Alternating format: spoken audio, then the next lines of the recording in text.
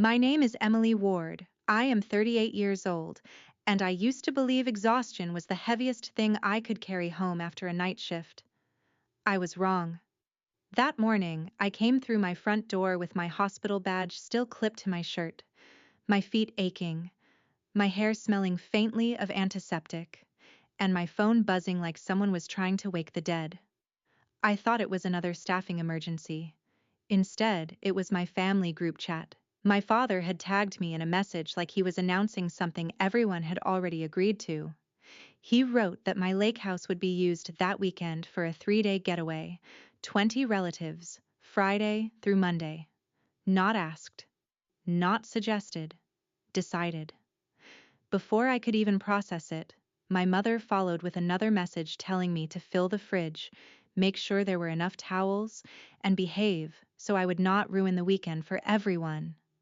I stared at those words in my dark kitchen, still wearing the shoes I had spent all night running through hospital hallways in, and something inside me went completely still. That lake house was not a family resort. It was not a reward they earned for tolerating my success.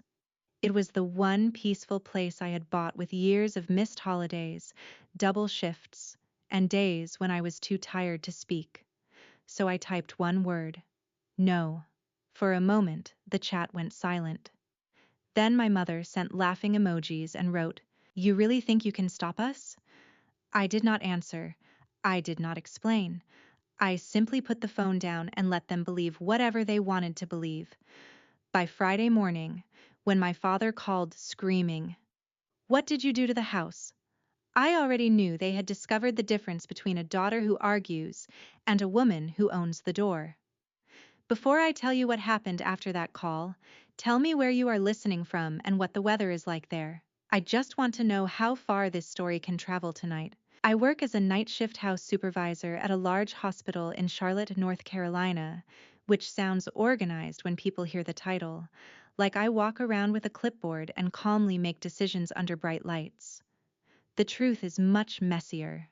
My job begins when everyone else wants the night to stay quiet and it refuses to.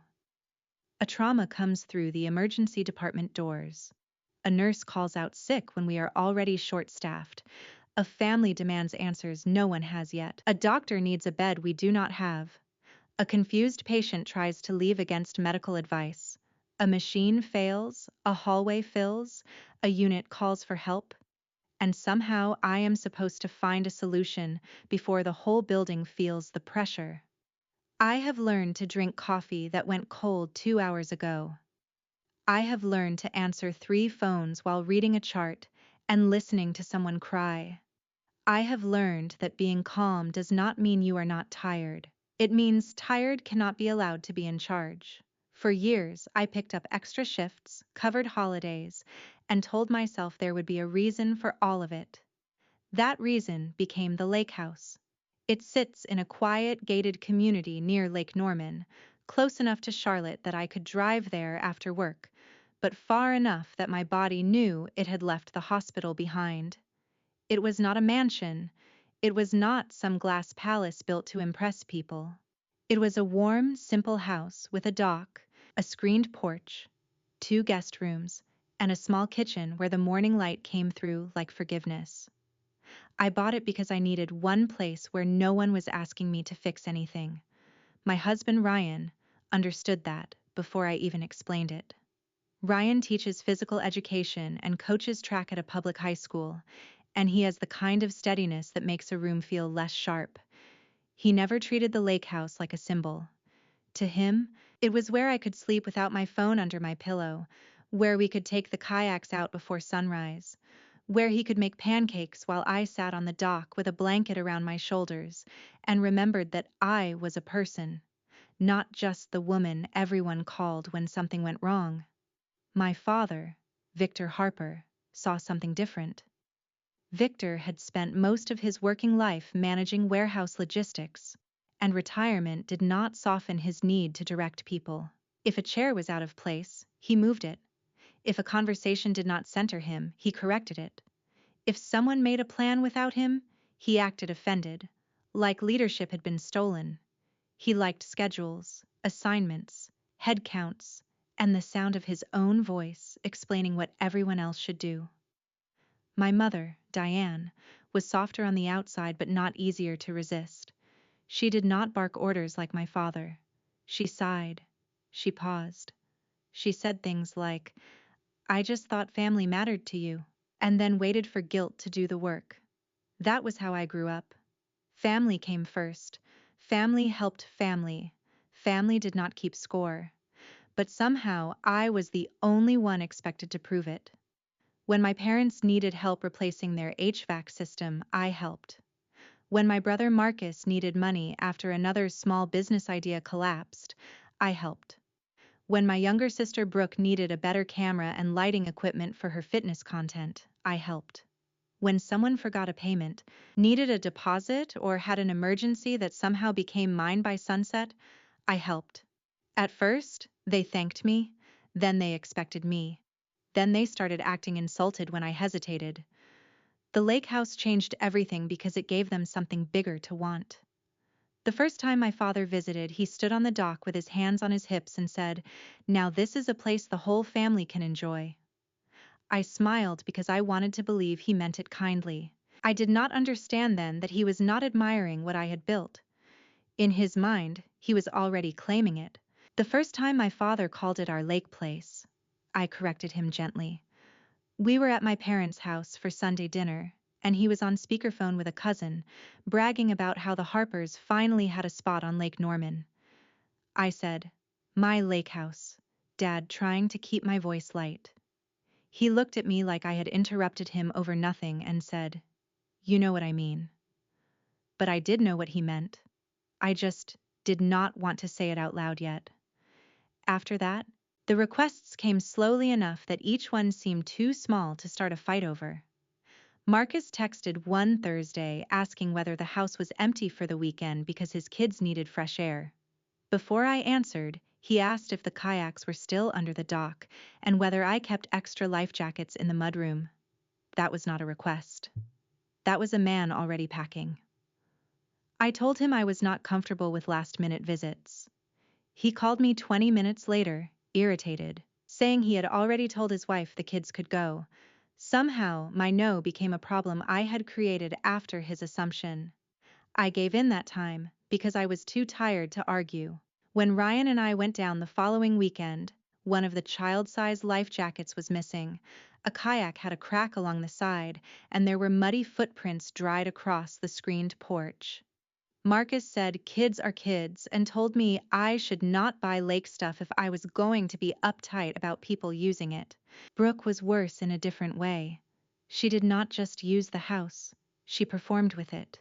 She came down once for what she called a quiet wellness weekend, which turned into 3 days of filming workouts on my dock, smoothie videos in my kitchen, and sunrise stretches with my lake view behind her. I only knew about half of it because one of her followers commented, "Is this place available to rent?" I opened her page and there it was. My private home, tagged as the Harper Family Lake House. She had angled the camera so the dock, porch, and part of the neighborhood path were visible. My stomach went cold. I asked her to take the posts down. She told me I was overreacting and said people loved authentic family lifestyle content. I told her there was nothing authentic about pretending my home belonged to everyone. She accused me of being jealous because her platform was growing. That was the pattern. If I wanted privacy, I was selfish. If I wanted respect, I was controlling. If I wanted someone to pay for what they broke, I was making money more important than family. My mother always stepped in with the same polished sadness. She would tell me Marcus was under pressure. Brooke was chasing her dreams, and my father was just proud. Proud became the excuse for everything. Proud was why my father told relatives they could visit. Proud was why he gave people the impression that he had helped me buy the house. Proud was why he started saying things like, "We have room at the lake," whenever someone mentioned summer plans. I tried to create rules. I made a shared calendar. I wrote down guest limits, parking limits, quiet hours, and the community policy about visitors. I explained that no one could bring extra guests. I asked them not to share the address. I asked them not to post videos that showed the outside of the property. Everyone agreed because agreeing was easy when they had no intention of changing. Ryan saw it before I was ready to admit it.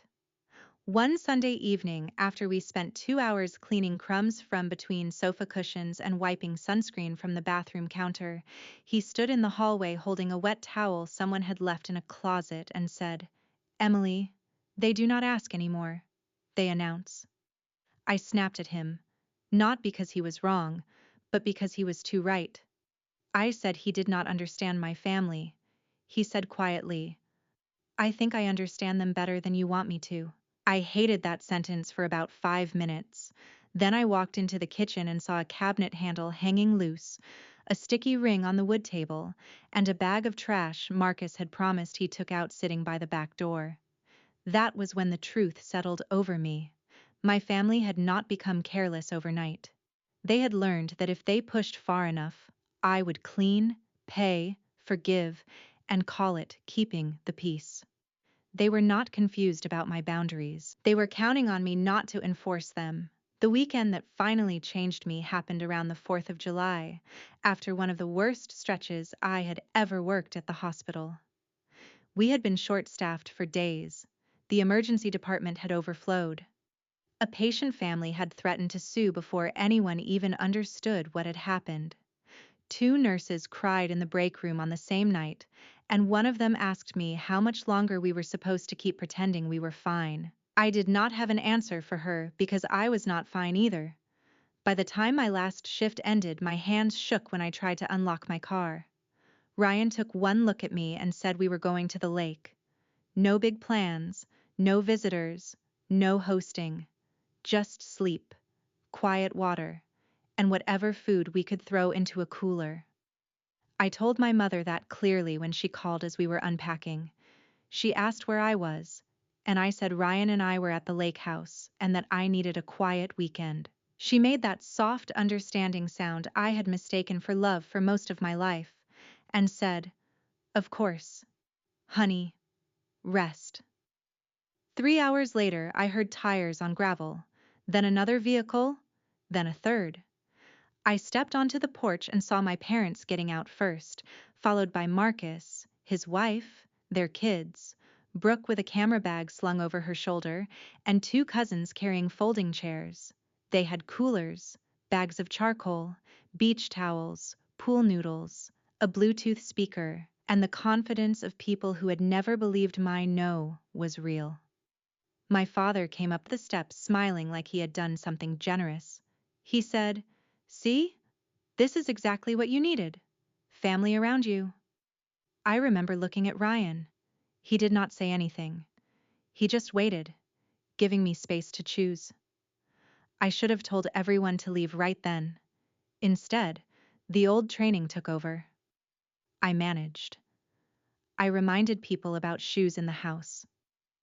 I pointed to the outdoor trash bins. I asked the kids not to run near the dock. I told Brooke not to film the front of the property. Nobody listened for longer than a few minutes.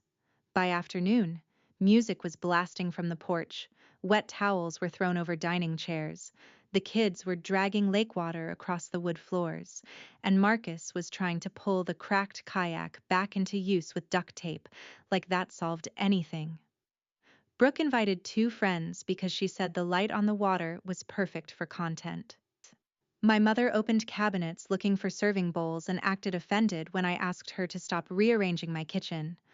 My father sat outside directing people like he owned the dock, telling one cousin where to park and another to move coolers inside before the ice melted. Then the first warning came. A neighbor texted me asking if everything was okay because cars were blocking part of the lane. 15 minutes later, the community patrol stopped by and reminded me about guest limits, parking rules, noise rules, and safety near the dock.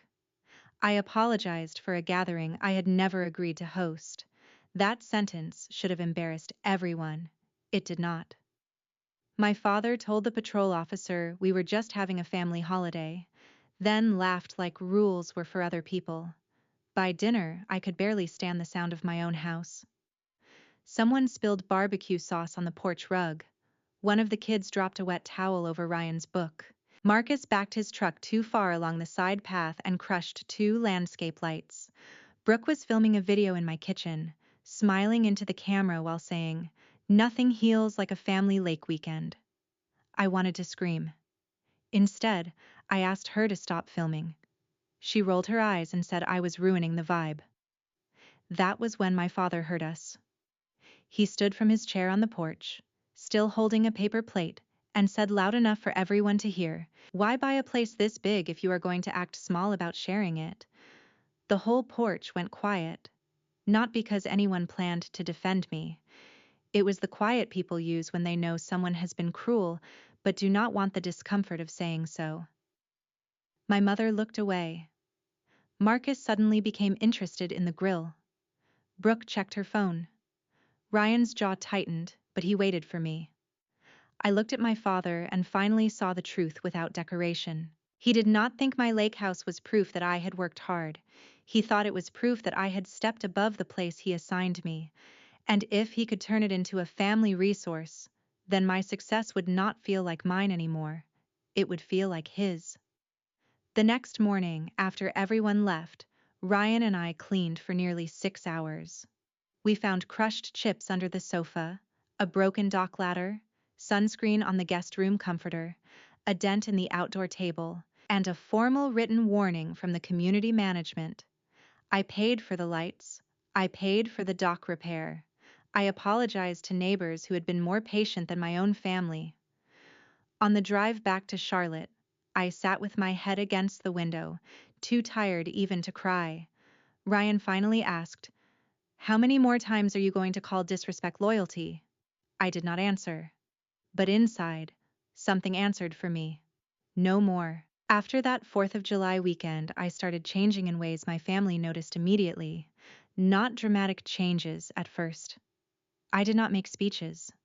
I did not send a long emotional message.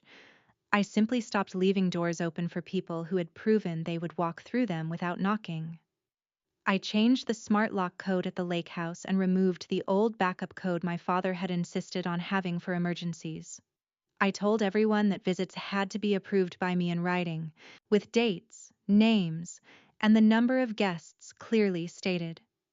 No extra people, no filming for business, no sharing the address, no using the dock, kayaks, or house as if it were a community clubhouse. My father reacted like I had declared war. He said written permission sounded cold. I told him cold was better than confused. Marcus tested the new version of me first. He called one afternoon saying he had a real opportunity this time. He wanted to expand his pressure washing and boat cleaning side business, and because the lake area had money, he said it would be stupid not to try. Then came the part I knew was coming. He needed me to co-sign a loan or front him the down payment for equipment. I asked for a business plan. He got quiet. I asked for last year's income and expenses. He said I was talking to him like a banker. I said, "You are asking me to act like one." He hung up on me. By dinner, my mother called, voice heavy with disappointment, saying Marcus felt humiliated. I told her being asked basic questions before risking my credit was not humiliation. It was adulthood. She said success had made me hard. Brooke came next. She wanted to host what she called a wellness retreat weekend at the lake house with a small group of women who followed her online. She said it would be peaceful, tasteful, good exposure, and possibly paid if a sponsor confirmed. I asked why my private home was part of her business plan. She laughed like I was missing something obvious and said, "Family supports? Family." I said, "Support does not mean turning my home into your studio."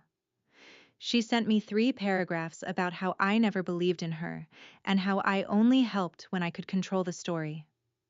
I did not answer. That silence made her angrier than any argument would have. My father waited 2 days before calling because he liked to let pressure build. When he finally did, he did not yell at first. He sounded wounded, which was his favorite costume when authority failed. He said I had forgotten where I came from. He said he and my mother had sacrificed so I could become the kind of woman who now looked down on everyone else. I told him I did not look down on anyone. I was just done letting people make plans with my money, my time, and my property. Then he said, "After everything we invested in you, this is how you repay us?" The word invested sat in my chest like a stone. Invested. Like I was not a daughter. Like I was an account that had matured. Like every meal, school ride, birthday gift, and childhood roof over my head had secretly been a loan agreement I never signed. I told him children are not retirement plans. He called me disrespectful and hung up. For a few weeks, the family went quiet. Not peaceful quiet, punishment quiet. My mother stopped sending her usual check-in messages. Marcus ignored me at a birthday dinner. Brooke posted vague quotes online about people who forget their roots. My father acted polite in public and cold in private. But I noticed something important during that silence. My home felt lighter. My marriage felt calmer. My phone did not make my stomach drop as often. I was sad. Yes, but I was not constantly being used. That was when I understood why boundaries feel cruel to people who benefited from you not having any. They are not reacting to your disrespect. They are grieving the loss of access. The silence ended when Brooke posted the graphic. I saw it on a Thursday morning after another night shift, while I was sitting at the kitchen counter in Charlotte with toast I was too tired to eat. Her story showed a filtered photo of my dock glowing at sunset, with bold white letters across it that read, "Harper Family Lake Getaway, 3 days at Lake Norman." Underneath were little icons for boating, barbecue, brunch, and family memories. For a second, I thought it had to be old. Then I saw the date. This weekend. My hands went cold before I even opened the family group chat. The plan was already there, built in detail, as if my permission were some old formality no one respected anymore. 20 relatives, Friday arrival, Saturday lake day, Saturday night barbecue, Sunday family brunch, Monday morning cleanup, though I knew that meant Monday morning leaving the mess for me. My father had assigned rooms. He and my mother were taking the master bedroom because, as he wrote, parents deserve comfort. Marcus, his wife, and the kids would take the larger guest room and den. Brooke wanted the room with the best morning light because she needed to film a partnership reel. Cousins were bringing air mattresses. Someone asked if the dock could handle a rented pontoon pickup. Someone else asked whether I had enough towels for the kids. Then my mother wrote the sentence that made my vision sharpen. "Fill the fridge and behave. People are driving a long way." I looked at those words and felt something inside me close, not in anger, but in decision. I typed one word. No. The chat froze for almost a minute. Then my mother sent laughing emojis and wrote, "You really think you can stop us?" My father did not even respond. That was the most insulting part. He did not need to argue because he believed the matter was already settled. They were all still speaking to the version of me who used to panic and explain and compromise until everyone else got what they wanted. But that woman had cleaned barbecue sauce from her own porch after being humiliated in front of guests. That woman had paid for broken dock repairs after being told she was selfish. That woman had gone back to work exhausted while everyone else called it a great weekend. I was not that woman anymore. I took screenshots of everything. The room assignments, the grocery instructions, Brooke's public post, my mother's laughing emojis, the messages about extra guests, rented boats, coolers, parking, and kids sleeping in the den. Then I opened my laptop and started closing every door they had mistaken for weakness.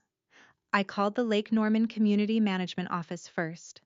I told them no gathering had been approved at my address, and that anyone claiming to attend a Harper family getaway did not have my permission to enter. The manager remembered the 4th of July warning and did not sound surprised. She reminded me that the community had strict limits on overnight guests, vehicle numbers, dock access, quiet hours, and short-term event use. 20 people would violate more than one rule before they even unloaded a cooler. I asked her to cancel every old guest pass connected to my relatives. Then I sent a written confirmation by email, naming only 2 approved people for the weekend, me and Ryan, no exceptions. Next, I changed the smart lock code. I removed the emergency access code. I checked the camera batteries, turned on motion alerts, and set the alarm to notify me if anyone tried the doors, windows, or back deck. Then I arranged for an extra security patrol near the community gate during the expected arrival window. I was not trying to create a scene. I was trying to prevent one from entering my home. Ryan came into the kitchen while I was reviewing the email confirmations. He read over my shoulder, then looked at me carefully. He asked, "Can you live with what happens after this?" I knew what he meant. My father would explode. My mother would cry. Marcus would accuse me of ruining things for the kids. Brooke would act like I had sabotaged her future. Some relatives would call me cold before they ever asked what really happened. I looked at the screenshots, the canceled passes, and the new lock code. Then I thought about the alternative. 20 people in my house, my bedroom assigned to my parents, my dock used without permission, my food, my towels, my peace, my name, all handed out by people who did not respect the word no. I told Ryan, I can live with them being angry. I cannot live with letting them teach me again that my boundaries are decorations. On Friday morning, we drove to the lake house with groceries for 2, not 20. My phone buzzed the whole way. Marcus asked where overflow parking would be. Brooke asked if the master bathroom had good lighting for a before and after transition. My mother asked whether I had bought enough breakfast food. Nobody mentioned my no. Nobody asked if I had changed my mind. They were all driving toward a house they believed my guilt would unlock before they arrived. At 1:37, my camera app showed the first SUV at the gate, then another, then another. Coolers strapped down, beach chairs in trunks, kids in back seats, my father in the driver's seat, leaning forward like impatience could open a barrier. I watched the guards step out. The cars stopped. And for the first time in my life, my father's certainty met a locked gate that did not care who he thought he was. The security guard called me from the gate with a professional calm that almost made the whole thing feel ordinary. He said a group was insisting they had permission to access my property for a family weekend. In the background, I could hear my father's voice rising, sharp and offended, the same tone that had made rooms go quiet my whole life. I told the guard they did not have permission.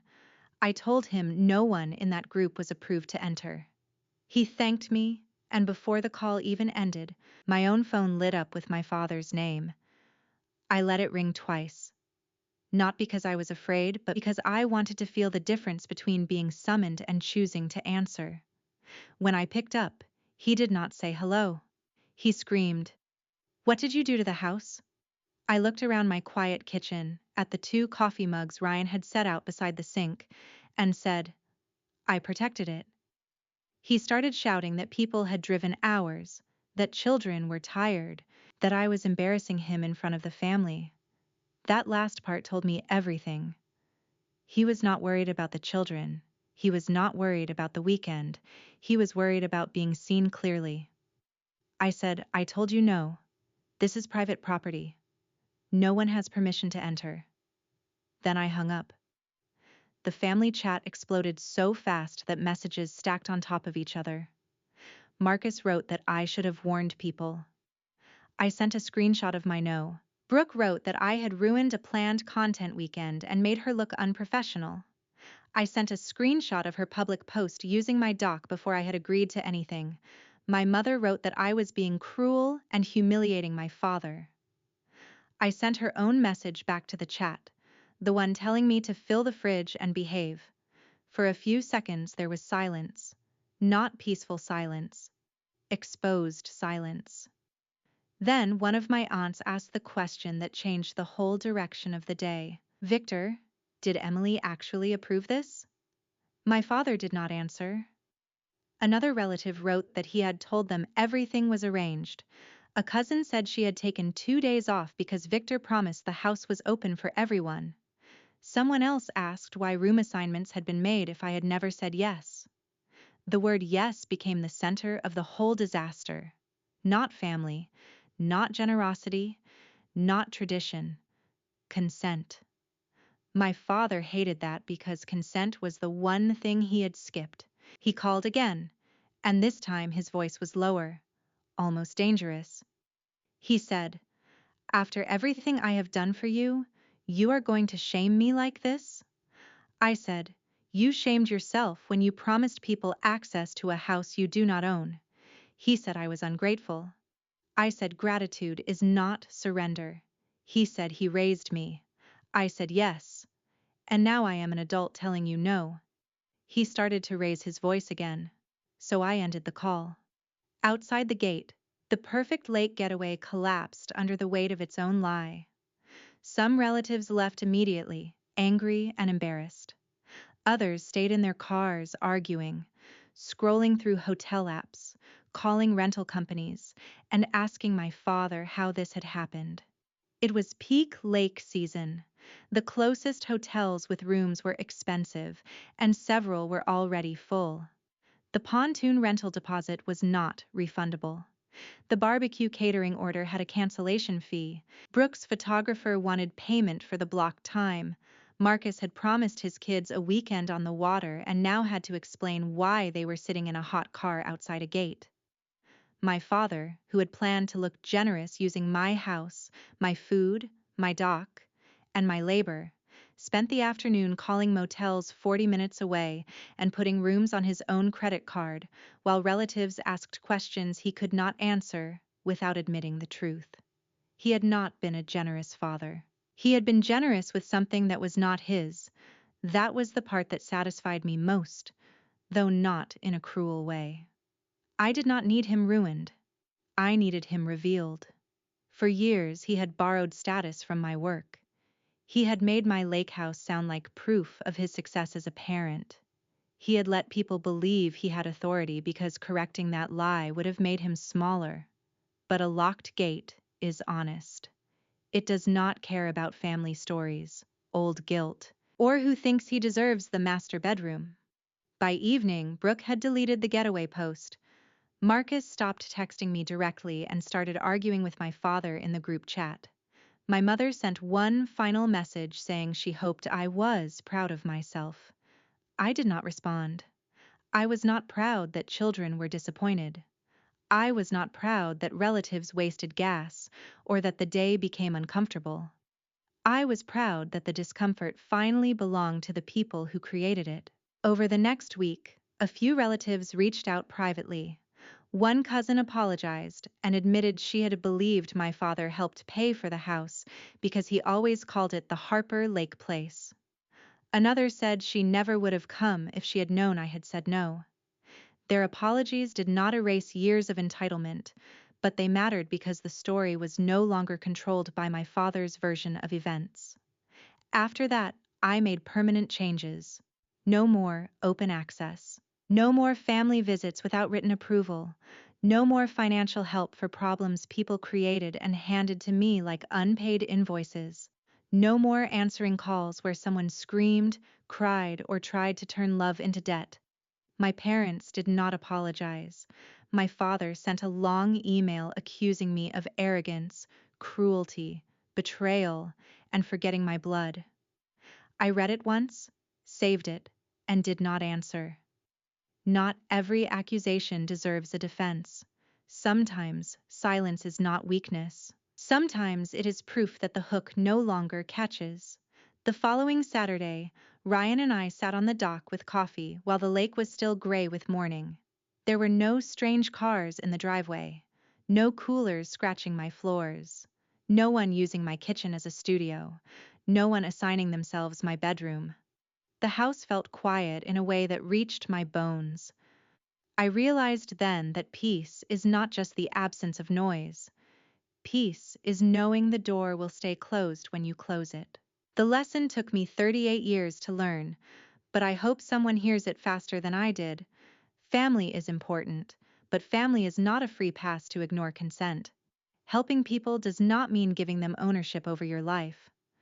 Being grateful to your parents does not mean handing them your home, your money, your marriage, or your health whenever they demand proof of loyalty. Real love asks. Real love listens. Real love respects the answer, even when the answer is no. Boundaries are not betrayal. They are education for the people around you and protection for the person you are trying to become. The money and effort you spend building a peaceful life are not debts you owe forever.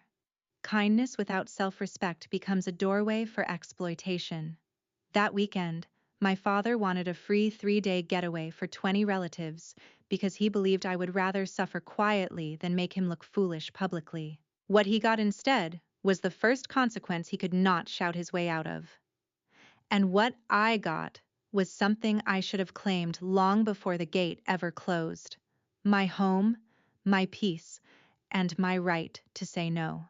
Behind this video is the team working hard to create a story that feels emotional, dramatic, and meaningful for the audience. Please remember that everything here is fictional and made only for entertainment and educational purposes. We hope it leaves viewers with a lesson about strength, dignity, and the power of finally choosing yourself.